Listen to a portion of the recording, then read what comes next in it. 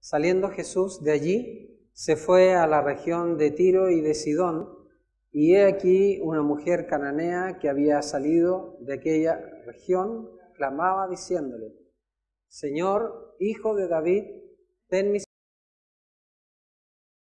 Es gravemente atormentada por un demonio. Pero Jesús no le respondió palabra. Entonces, acercándose sus discípulos, le rogaron, diciendo: Despídela, pues da voces tras nosotros. Él respondiendo dijo: No soy enviado sino a las ovejas perdidas de la casa de Israel. Entonces ella vino y se postró ante él, diciendo: Señor, socórreme. Respondiendo él, dijo: No está bien tomar el pan de los hijos y echarlo a los perrillos. Y ella dijo: Sí, Señor, pero aún los perrillos comen de las migajas que caen de la mesa de sus amos. Entonces, respondiendo Jesús, dijo: Oh mujer, grande es tu fe, hágase contigo como quieres. Y su hija fue sanada desde aquella hora. Bien, esta es una enseñanza realmente impresionante, ¿ya? Porque aquí tenemos una mujer con una necesidad urgente, ¿cierto? Hay una mujer desesperada por la enfermedad de una hija y está clamando al Señor. Yo creo que todo es fácil entender la historia, ¿cierto? Ella está clamando al Señor y clama muy bien, porque ella dice: Señor, Hijo de David. Está reconociendo quién es Jesús. Ten misericordia de mí, mi hija es gravemente atormentada por un demonio. Entonces, ahora la historia nos dice de que el Señor no le respondió palabra, primero, no le respondió palabra. Como ella insistiera y como sus discípulos insistieran, el Señor le dijo: No soy enviado sino a las ovejas perdidas de la casa de Israel. Él tenía una prioridad, y su prioridad era ir primero a Israel. Pero su respuesta produce la alabanza del Señor, porque dice, pero ella dijo: Sí, Señor, pero aún los perrillos comen de las migajas que caen de la mesa de sus amos. Entonces, respondiendo Jesús, dijo: Oh mujer, grande es tu fe, hágase contigo como quieres. Entonces, el pasaje tiene cosas muy, muy hermosas, pero vamos a analizar un poquito, primeramente, ¿qué es lo más claro, ¿cierto?, que aparece aquí en esta historia. A mi modo de ver, yo creo que todos nos damos cuenta, ¿cierto?, que es el rechazo del Señor. ¿Ya? Primeramente, no le responde palabra, y en segundo lugar, le responde de manera muy fuerte, muy dura, cuando el Señor dice, respondiendo él, dijo: No está bien tomar el pan de los hijos y echarlo a los perrillos. ¿Ya? Entonces, vamos a analizar un poquito, antes de ir a la historia misma, vamos a analizar un poquito el origen indigno de esta mujer, ¿ya? ¿Qué tiene que ver con el origen de esta persona? Que ella, dice la Biblia, que es griega y es sirio-fenicia. Sirio-fenicia. O sea, lo que hoy día sería la región que corresponde al Líbano. Pero los griegos, los sirio-fenicios, la gente de Tiro y de Sidón, son personas que tienen una historia con Israel. Y vamos a ver en Joel capítulo 3, Joel capítulo 3, versículos 5 y 6, dice 3. Vamos a ver desde el versículo 4. Dice Joel capítulo 3, versículo 4, y también: ¿Qué tengo yo con vosotras, Tiro y Sidón? Ahí están las dos ciudades. Dice: y todo el territorio de Filistea, ¿queréis vengaros de mí? Y si de mí os vengáis, bien pronto haré yo recaer la paga sobre vuestra cabeza. porque habéis llevado mi plata y mi oro y mis cosas preciosas y hermosas metisteis en vuestros templos, y vendisteis los hijos de Judá y los hijos de Jerusalén a los hijos de los griegos para alejarlos de su tierra. ¿Ya? Ahí hay una historia. ¿Ya? A veces nosotros decimos, esa mujer, ¿por qué el Señor habla de esa manera? ¿Ya? Hay una historia. Usted sabe que hasta el día de hoy, ¿cierto? Los sirios no pueden ver a los israelitas, o sea, hay un odio constante, es una rabia, es una furia en contra de Israel, el deseo de que Israel desaparezca, ¿cierto? Entonces hay una historia constante de muchas guerras, de muchas injusticias entre ambos pueblos. Así que a los ojos de un israelita, Jesús es israelita, un sirio fenicio es un enemigo de Israel. Es un enemigo, es una persona que ha hecho mucho mal o es parte de una nación que ha hecho mucho mal a Israel. Ellos vendieron israelitas como esclavos a otros pueblos. Aquí mismo al frente, en Amós capítulo 1, versículo 9, Amós 1, 9 dice: así ha dicho Jehová, por 3 pecados de Tiro, y por el 4 no revocaré su castigo, porque entregaron a todo un pueblo cautivo a Edom, y no se acordaron del pacto de hermanos. Aquí también Dios mismo está hablando a través de otro profeta, diciendo que estas personas, la gente de Tiro, vendió a los israelitas. Ahora los vendieron a los edomitas. ¿Ya? Y Edom tiene una relación familiar con Israel. Y ellos simplemente los aceptaron como esclavos. ¿Ya? Entonces, hay hartas cosas, ¿cierto? Estos pueblos vendieron a los israelitas como esclavos, a los edomitas y a los griegos. Luego ellos fueron conquistados por los babilonios. Y después Alejandro Magno, el griego, macedonio, arrasó con Tiro, con Sidón y con toda esa región, y esa gran ciudad de Tiro desapareció. Y había una profecía respecto a eso, de que ese lugar que era una ciudad tan soberbia, tan fuerte, tan inexpugnable, iba a desaparecer de la tierra y se iba a convertir en un tendedero de redes de pescador. Y así fue.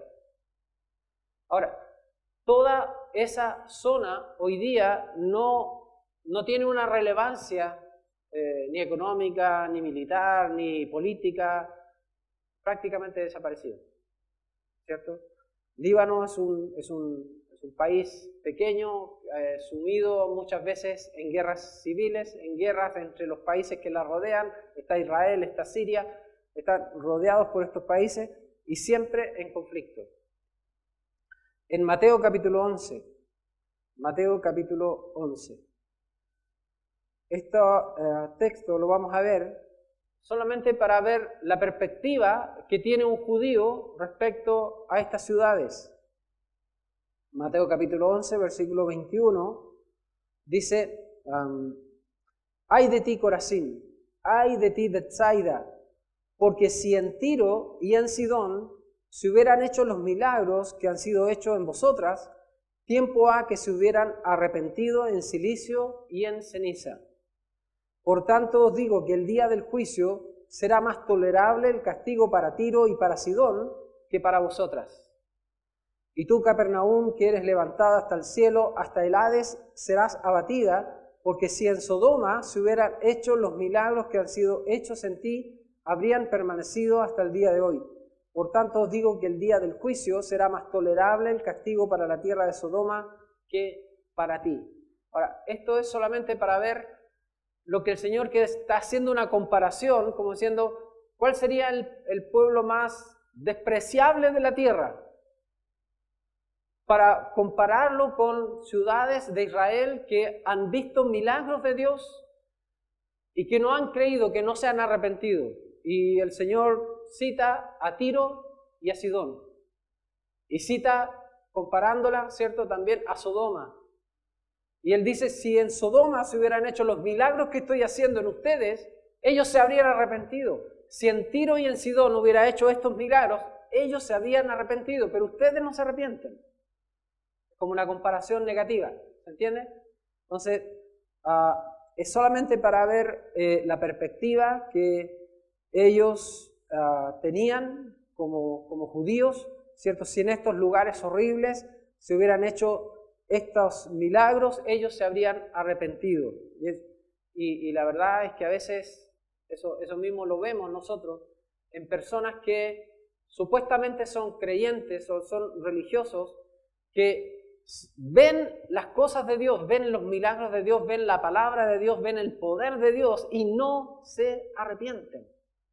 Sin embargo, hay personas que son indignas, son personas que son despreciables a los ojos de la sociedad, pero esas personas, si reciben la palabra, se arrepienten, se convierten de todo su corazón, escuchan la palabra y realmente la aceptan.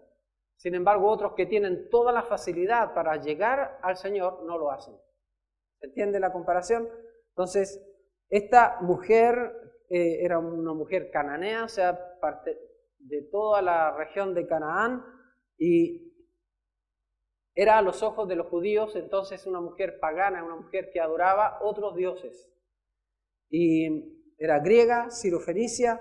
Esto es un ejemplo que ella tiene más fe en el Señor Jesucristo que aquellos que tienen el privilegio de recibir el Evangelio. El Señor predicando primero a los judíos y muchos desprecian lo que el Señor enseña, pero ellos no son capaces de creer de la forma en que ella cree.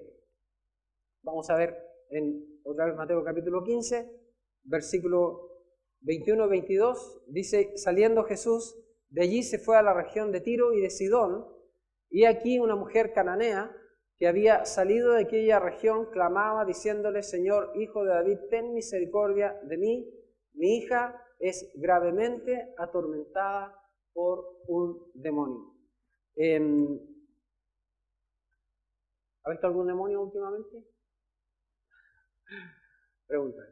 Hay enfermedades que provienen de naturaleza física, son naturales, resultado de nuestra naturaleza caída. La Biblia dice en Romanos capítulo 5, versículo 12, por tanto, como el pecado entró en el mundo por un hombre y por el pecado la muerte, así la muerte pasó a todos los hombres por cuanto todos pecaron. O sea, cuando el hombre pecó, trajo a la tierra el pecado, trajo la enfermedad y la muerte. Y mucho de lo que nosotros sufrimos, el cáncer, lo que sea, todo tipo de cosas terribles que pasan en esta vida, es resultado del pecado, no de los pecados, sino de el pecado, de nuestra naturaleza que está enferma por la enfermedad del pecado. ¿Ya? Pero también hay una parte de enfermedades que tienen una procedencia diabólica, o tienen ciertas, por decir, no todo lo que es enfermedad proviene del diablo. Hay enfermedades naturales, ¿cierto? Pero también hay un limitado grupo de enfermedades que provienen también de Satanás. En Marcos capítulo 5, versículo 1 al 11. Marcos 5. Marcos capítulo 5, versículo 1 al 11. Dice: vinieron al otro lado del mar, a la región de los Gadarenos, y cuando salió él de la barca, enseguida vino a su encuentro de los sepulcros un hombre con un espíritu inmundo, que tenía su morada en los sepulcros, y nadie podía atarle, ni aun con cadenas, porque muchas veces había sido atado con grillos y cadenas, mas las cadenas habían sido hechas pedazos por él y desmenuzados los grillos, y nadie le podía dominar. Y siempre, de día y de noche, andaba dando voces en los montes y en los sepulcros e hiriéndose con piedras. Entonces, aquí tenemos una persona endemoniada, una persona que está dominada por muchos demonios, según la misma historia. Y note que se hace daño a sí mismo. Es una persona atormentada, es una persona que no vive no vive entre los vivos, vive entre los muertos. Es una persona que vive haciéndose daño, que vive tratando de escapar, que nadie puede controlar, que nadie puede ayudar. Entonces, aquí nosotros no sabemos, porque la Biblia no nos dice qué enfermedad tenía la niña. Era gravemente atormentada por el demonio, pero vemos muchos ejemplos en la Biblia de gente atormentada por el demonio. A veces nuestra mente es atormentada por el demonio. Nuestra mente, y tenemos pensamientos negativos, tenemos pensamientos terribles, y decimos, ¿de dónde viene esta cosa? Y el demonio está ahí trabajando en nuestra mente. Nosotros tenemos que entender eso, la necesidad de una comunión cercana con el Señor. ¿Ya? En Lucas capítulo 13, Lucas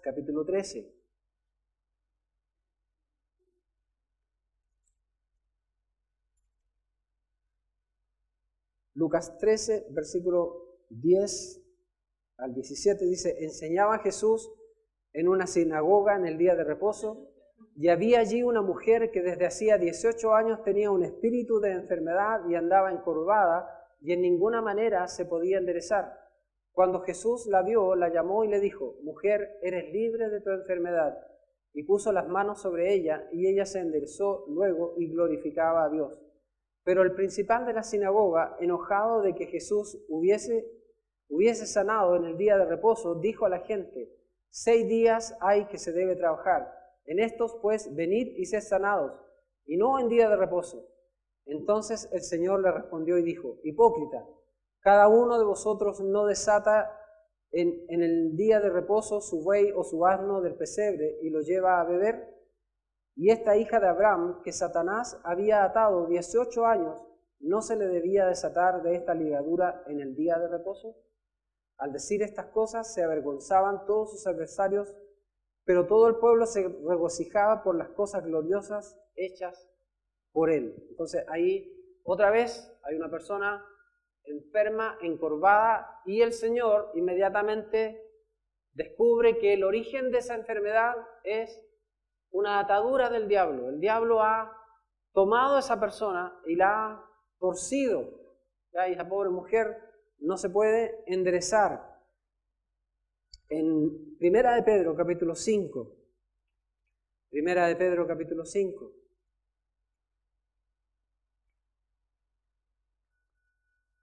Versículo 7 al 9. Primera de Pedro, capítulo 5, versículo 7 al 9. Dice, echando toda vuestra ansiedad sobre Él, porque Él tiene cuidado de vosotros. Sed sobrios y velad, porque vuestro adversario, el diablo, como león rugiente, anda alrededor buscando a quien devorar. ¿Ya? Otra vez. Ahora, ¿qué estamos viendo? Estamos viendo de qué forma el diablo atormenta a las personas, ¿cierto?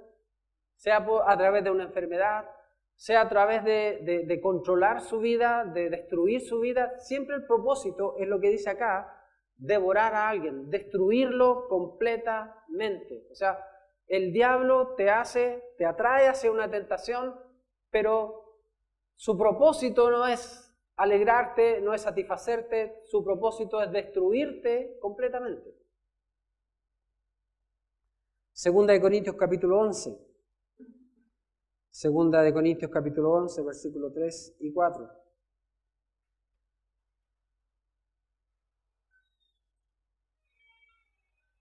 Segunda de Corintios 11, versículo 3 y 4. Dice, pero me temo que como la serpiente con su astucia engañó a Eva, vuestros sentidos sean de alguna manera extraviados de la sincera fidelidad a Cristo.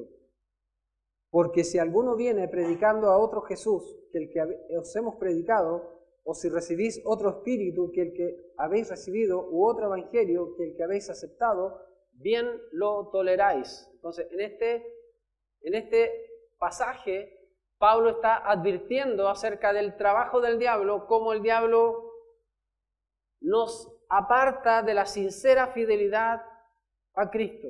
¿Cómo lo hace? Por medio de la falsa enseñanza, de la falsa doctrina. O sea, el punto no es estar en una iglesia.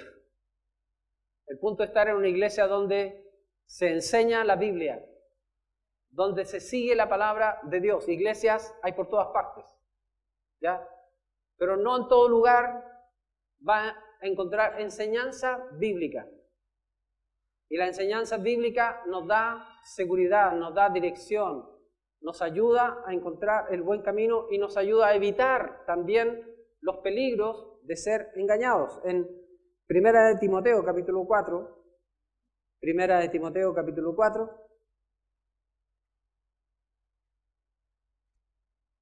versículo 1, dice, 1 Timoteo 4:1 dice, pero el Espíritu dice claramente que en los postreros tiempos algunos apostatarán de la fe, escuchando a espíritus engañadores y a doctrinas de demonios. Otra vez, ¿cierto? El diablo no ha desaparecido del mundo. Él sigue trabajando y sigue trabajando en la mente, sigue trabajando en los incrédulos y también sigue trabajando en los creyentes. Anda buscando alrededor a quién destruir.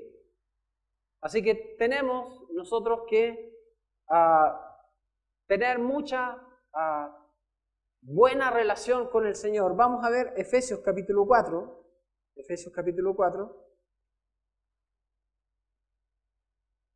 Versículo 22. Efesios 4:22, en cuanto a la pasada manera de vivir, despojaos del viejo hombre que está viciado conforme a los deseos engañosos y renovaos en el espíritu de vuestra mente y vestíos del nuevo hombre creado según Dios en la justicia y santidad de la verdad, por lo cual, desechando la mentira, hablad verdad cada uno con su prójimo, porque somos miembros los unos de los otros, airaos, pero no pequéis. No se ponga el sol sobre vuestro enojo, ni deis lugar al diablo. El que hurtaba no hurte más, sino trabaje haciendo con sus manos lo que es bueno, para que tenga que compartir con el que padece necesidad. Ninguna palabra corrompida salga de vuestra boca, sino la que sea buena para la necesaria edificación, a fin de dar gracia a los oyentes. Y no contristéis al Espíritu Santo de Dios, con el cual fuisteis sellados para el día de la redención. Quítese de vosotros toda amargura, enojo, ira, gritería, maledicencia y toda malicia. Antes sed benignos unos con otros, misericordiosos, perdonándoos unos a otros, como Dios también os perdonó a vosotros en Cristo. Aquí hay una serie de advertencias y en el medio de esta advertencia no dé lugar al diablo. ¿Cómo lo hago? Por la ira, por el enojo, por la amargura, por la gritería, por la maledicencia, por la deshonestidad, por el hurto. La Biblia dice que del corazón del hombre salen todas estas cosas. Yo le abro la puerta al diablo a mi vida cuando yo estoy siguiendo estas cosas. Por lo tanto, el consejo de la Biblia es quítese de vosotros todo esto. No dé lugar al diablo. Le van a decir que el diablo es una historia de ignorante, es una cosa de la antigüedad, pero el diablo sigue vigente hasta el día de hoy. Sigue actuando en la mente y en el corazón de mucha gente. ¿Por qué la gente le cuesta tanto seguir la doctrina de Dios? ¿Por qué le cuesta seguir el camino de Cristo? Porque el diablo se encarga, la Biblia dice en 2 Corintios capítulo 4, que se encarga de cegar los ojos de los incrédulos.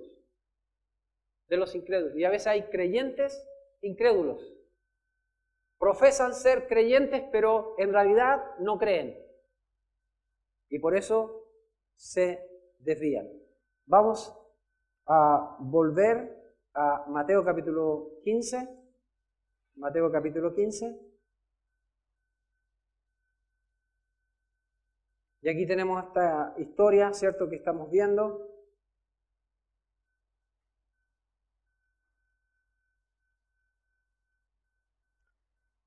Vamos a leerla otra vez. Mateo capítulo 15, versículo 21. Dice, saliendo Jesús de allí se fue a la región de Tiro y Sidón, y aquí una mujer cananea que había salido de aquella región clamaba, diciéndole, Señor, Hijo de David, ten misericordia de mí. Mi hija es gravemente atormentada por un demonio. Pero Jesús no le respondió palabra. Entonces, acercándose sus discípulos, le rogaron, diciendo, despídela, pues da voces tras nosotros. Él respondiendo dijo, no soy enviado sino a las ovejas perdidas de la casa de Israel. Entonces ella vino y se postró ante él, diciendo, Señor, socórreme. Respondiendo él dijo, no está bien tomar el pan de los hijos y echarlo a los perrillos. Y ella dijo, sí, Señor, pero aún los perrillos comen de las migajas que caen de la mesa de sus amos. Entonces respondiendo Jesús dijo, oh mujer, grande es tu fe, hágase contigo como quieres. Y su hija fue sanada desde aquella hora. ¿Ya? Aquí tres cosas que hizo esta mujer. Primeramente, ella importunó a Jesús. Ella llega en un momento muy malo para el Señor. Vamos a ver Marcos capítulo 7. Marcos capítulo 7, vamos a ver la misma historia. Marcos capítulo 7, versículo 24 al 26. Dice, levantándose de allí, se fue a la región de Tiro y de Sidón, y entrando en una casa, no quiso que nadie lo supiese, pero no pudo esconderse. Porque, y ahí está la razón, porque una mujer cuya hija tenía un espíritu inmundo, luego que oyó de él, vino y se postró a sus pies. La mujer era griega y sirofenicia de nación, y le rogaba que echase fuera de su hija al demonio. Entonces, nota en primer lugar la inoportunidad, ¿cierto? Esta mujer llegó en un momento muy malo para el Señor. El Señor estaba cansado del camino, no había locomoción colectiva para llegar a ninguna parte, había que caminar y caminar muchos kilómetros. Y el Señor llegó a este lugar esperando por fin descansar un momento. Y sin embargo no pudo porque esta mujer empezó a dar voces, empezó a clamar, Señor, Hijo de David, ten misericordia de mí. Cállate. No queremos que nadie sepa que el Señor está acá, ¿ya? Porque va a llegar mucha gente otra vez y no va a poder descansar.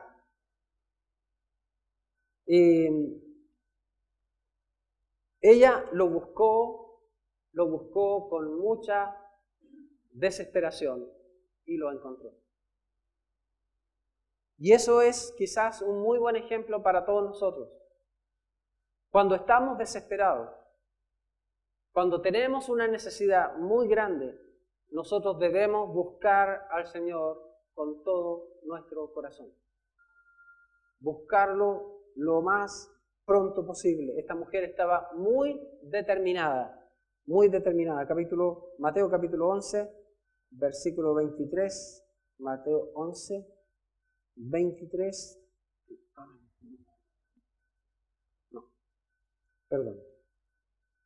nada que ver. Los discípulos no es el pasaje. 15, 23. En 15, 23 dice, pero Jesús no le respondió palabra. Mateo capítulo 15, versículo 23, dice, pero Jesús no le respondió palabra.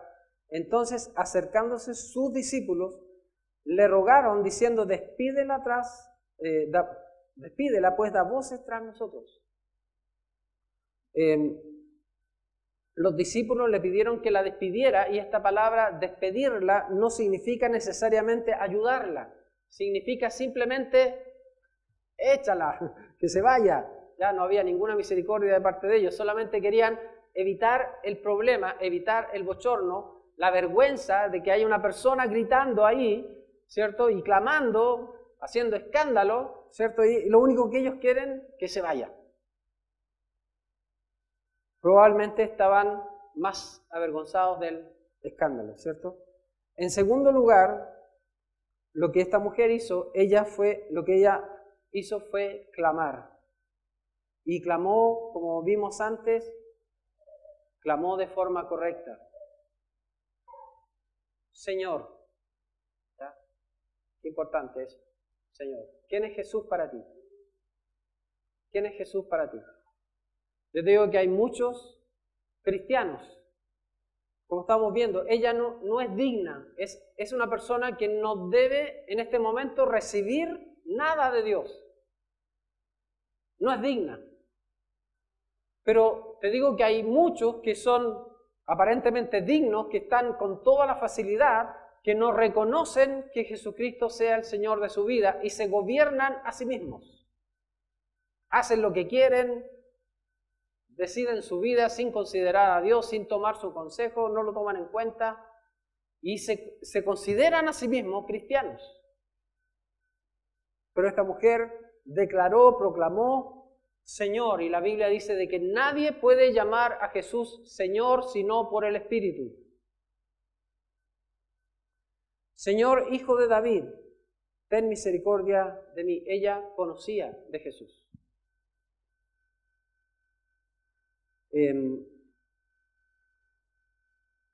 Ella lo hizo de la forma correcta y nosotros sabemos, la Biblia dice en Hechos capítulo 4, versículos 11 y 12, que no hay ningún nombre bajo el cielo dado a los hombres en que podamos ser salvos, solamente en el nombre de Jesús. No hay otro nombre, no hay otra posibilidad. La tercera cosa es que ella clamó por misericordia. Ella no solamente estaba clamando, sino que ella dice, mire, fíjese, muy interesante, porque dice el versículo 22, y aquí una mujer cananea que había salido de aquella región clamaba diciéndole, Señor, Hijo de David, ten misericordia de mí. Ahora, ¿quién está enfermo? ¿Quién está enfermo? La hija. Pero ella está diciendo, de mí, ¿sí? Ten misericordia de mí. Y él es porque el sufrimiento de su hija es su sufrimiento. ¿Usted sufre por sus hijos? ¿Cierto? Cualquier padre con un corazón bien puesto, cualquier madre con un corazón bien ubicado, sufre cuando los hijos sufren. Pero no es siempre así. Hay padres que pueden ver a sus hijos destruirse y no les importa. Hay madres indiferentes, duras, que no saben amar. A mí me llama la atención en Tito cuando Pablo da instrucciones de que las mujeres, las ancianas, las mujeres mayores en el Señor, enseñen a las mujeres jóvenes a amar a sus hijos. Yo digo, ¿hay que enseñar eso? Sí, hay que enseñarlo. Porque hay gente que no sabe amar a sus hijos. No sabe corregirlos, no sabe educarlos, no sabe guiarlos, no sabe protegerlos, no sabe nada. Son como verdaderos animalitos, los dejan crecer. Pero también hay madres que sufren tanto como sufren sus hijos, sienten el mismo dolor, su misma angustia, su misma desesperación. Por eso dice esta mujer, Señor, ten misericordia de mí. Ella puede interpretar completamente lo que su hija está padeciendo. Aquí versículos 24 al 27, él respondiendo dijo, no soy enviado sino a las ovejas perdidas de la casa de Israel. Entonces ella vino y se postró ante él diciendo, Señor, Señor, socórreme. Señor, socórreme. Y sabe que esta parte nos ilustra a nosotros, papás, ¿cierto? A veces nosotros podemos hacer todo para que nuestros hijos crezcan bien, porque nuestros hijos vayan por buen camino. Pero de repente el hijo se enreda, o en drogas, o en delincuencia, o en inmoralidad, o se enreda en alguna cosa que empieza a destruir su vida. Y los padres no pueden hacer nada, solamente están como testigos ahí mirando cómo el hijo se va autodestruyendo. ¿Ya? Entonces, ¿qué puede hacer un padre? ¿Qué puede hacer una madre? Clamar al Señor. Señor, socórreme. Señor, auxíliame. Señor, yo no tengo poder para cambiar esto, pero tú puedes, tú lo puedes hacer. ¿ya? Hacerlo con todo el corazón. En versículo 26 dice, respondiendo él, dijo, no está bien tomar el pan de los hijos y echarlo a los perrillos. ¡Wow! ¿Cierto? Qué respuesta, ¿cierto? Qué respuesta. No sé, quizás el Señor tenía un mal día, ¿cierto? A lo mejor problema y a lo mejor algún día tiene usted un día atravesado, ¿cierto? Que alguien le pregunta algo y usted contesta mal. Bueno, pero en el Señor nunca es así. Nunca es así. ¿Ya? Él tiene un propósito tras lo que está diciendo. Obviamente que es ofensivo lo que está diciendo. Es obviamente ofensivo. Le está comparando con los perros. No está bien tomar el pan de la mesa de los hijos israelitas y darlo a los perros sirofenicios. Y ahí está, ¿cierto? La prueba de fe de esta mujer, cómo ella responde. Y ella dijo, versículo 27, sí, Señor. No ha cambiado.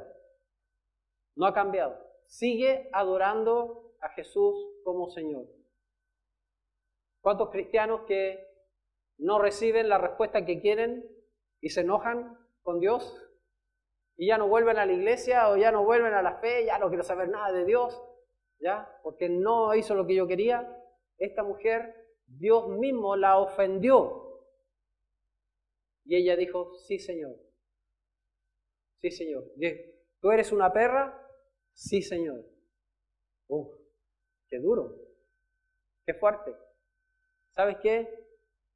Ningún orgulloso llegará a la salvación. Todos tenemos que reconocer la bajeza de nuestra condición. ¿Cómo uno llega a creer en Cristo? Porque uno necesita un Salvador. Uno necesita ser salvado porque no se puede salvar a sí mismo. Uno tiene que entender la profundidad de dónde ha caído y que necesita ser restaurado por el Señor. Ella respondió de una forma de fe, de sumisión. Sí, Señor. Cuando el Señor dice, todos son pecadores. Y todos decían, sí, somos todos pecadores. ¿Has pensado lo que significa eso? ¿Somos pecadores? Está diciendo lo mismo. Son unos perros, son indignos, son indecentes, son sucios. Es lo mismo.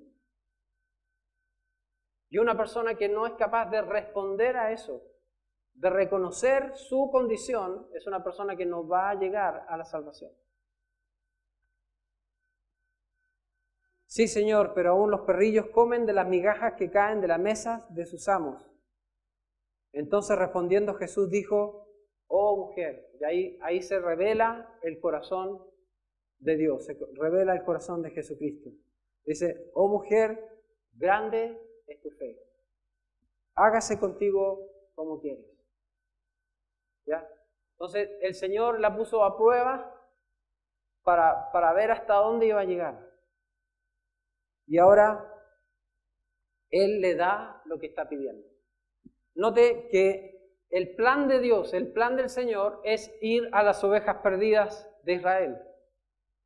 Pero a causa del clamor de esta mujer, a causa de su fe, el Señor hace, ¿cómo decir?, un alto en su programa. Y ahora está tratando con una persona que no es israelita, que no es parte de las ovejas perdidas de Israel, para responder a su necesidad. Cuando nosotros respondimos al Señor de la manera correcta, en sumisión, en obediencia, en humildad, el orgulloso no solamente no va a ser salvo, sino que el orgulloso tampoco va a crecer en la fe. Tampoco va a crecer en la fe. Uno tiene que aprender con humildad, tiene que recibir la enseñanza y ponerla en práctica. ¿Cuántas veces nosotros como cristianos somos humillados? Todo eso tiene propósito de quitar el orgullo. El orgullo. El orgullo es la característica más clara de Satanás. Y ahora esta mujer recibe la respuesta que ella necesita, que es la sanidad de su hija. ¿Qué pasa con nosotros? ¿El Señor sería capaz de alabar nuestra fe? De decirte, grande es tu fe, ¿cierto? Bien, vamos a orar.